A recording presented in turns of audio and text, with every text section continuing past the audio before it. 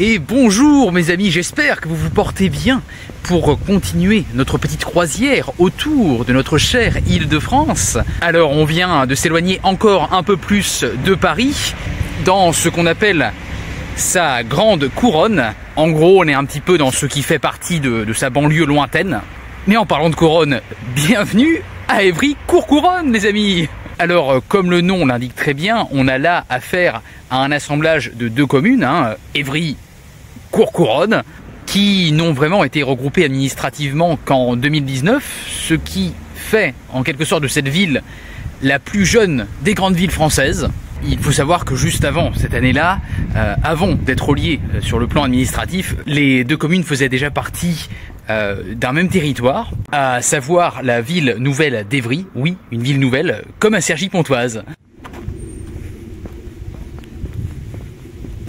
Mais avant cette ville nouvelle, on avait ici des villages tranquilles. Et cette église, dont les origines remontent au Moyen-Âge, en est une témoin vivante.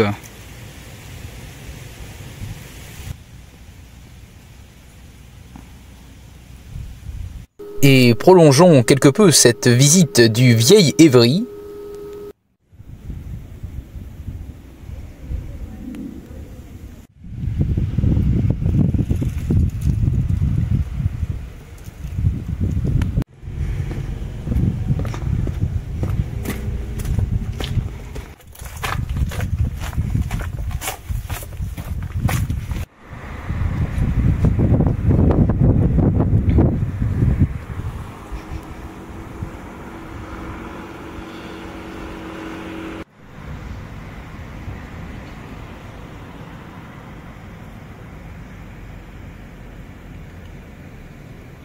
Et hop, nous voici désormais au cœur du centre-ville moderne, construit dans les années 1960-70 pour répondre aux besoins d'une population en forte croissance.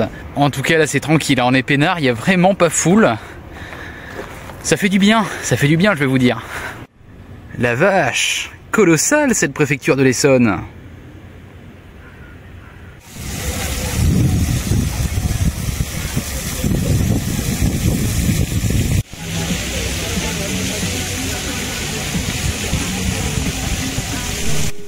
Bon, eh bien, restons dans l'administratif.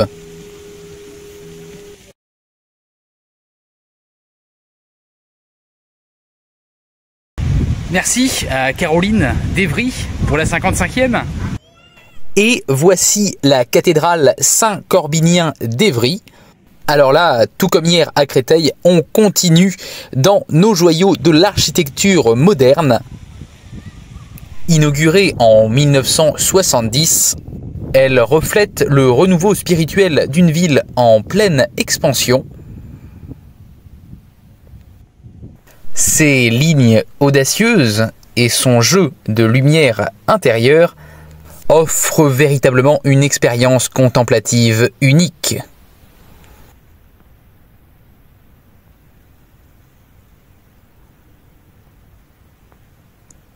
Et cette ville est aussi connue pour avoir été, à la fin des années 80, l'un des sièges de la naissance d'une discipline sportive urbaine, juste la ville, et des jeunes qui ont décidé d'en faire leur terrain de jeu et de la traverser autrement.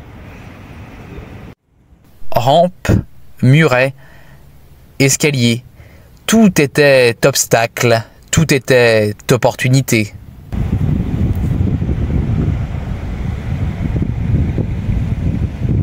C'est ici qu'est né un mouvement mondial, sans règles, sans salles. C'est ici qu'est né le parcours, les amis.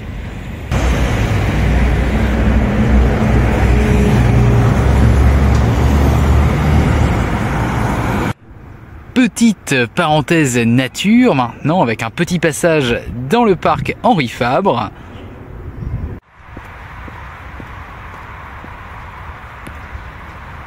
En continuant, nous arrivons à la pagode d'Évry, splendide temple bouddhiste vietnamien, remarquable par son architecture traditionnelle et ses toits vernissés rouges. À noter que nous avons là la plus vaste pagode bouddhiste d'Europe.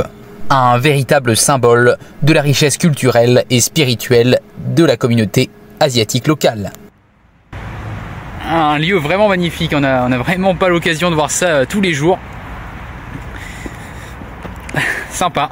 Et nous terminons notre visite au Génopole, autrement dit un centre d'excellence en matière de biotechnologie en France. C'est ici que laboratoires, start-up et autres plateformes de recherche façonnent la médecine de demain, faisant d'Evry une ville importante sur la carte mondiale de la recherche. Et voilà les amis, notre retour à la préfecture.